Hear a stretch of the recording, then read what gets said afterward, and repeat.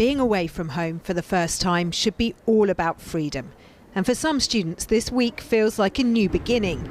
But others are living with an old fear, not of the virus, but sexual harassment and worse.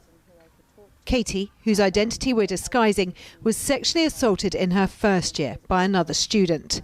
When her complaint was made light of, it took the heaviest of tolls.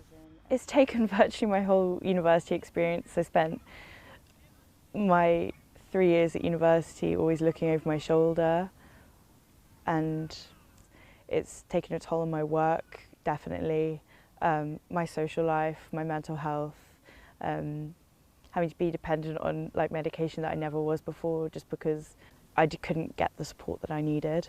The university and the sports society Katie belonged to finally acted, but by then the damage was done. I would have to plan to leave the house an hour early to allow time for the anxiety attack I was going to have, knowing that the perpetrator was somewhere on campus. I was terrified. I think there's a lack of understanding on an institutional level for the personal effects that it has on your life.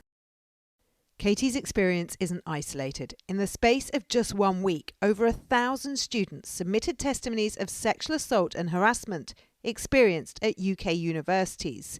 86 institutions in total, named by the campaign group Everyone's Invited, with the University of Exeter mentioned 65 times, Oxford University cited in 57 accounts, and Edinburgh University in 53.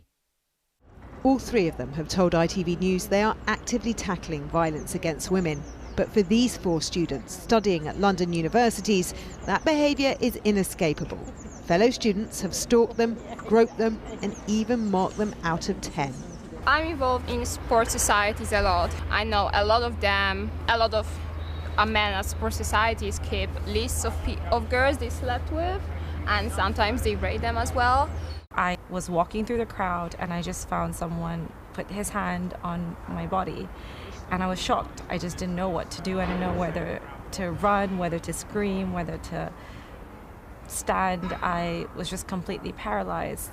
I've had similar situations where it's midday and I'm leaving uni and you'll have guys stalk you out of a train and hold on to you. And fine, they're trying to be persistent. They're like, hey, let me get your number, miss, whatever. But the fact that, it's midday and I'm trying to get home safely. They're fighting back, part of the Our Streets Now movement, determined, like the founder of Everyone's Invited, to expose a hidden culture of abuse that stretches way beyond education. It's about the sexism, the misogyny, the victim blaming. It's about the deeply entrenched attitudes and beliefs, the sexism that exists at the fabric of our society. For many women, it's been a difficult few weeks to reflect on.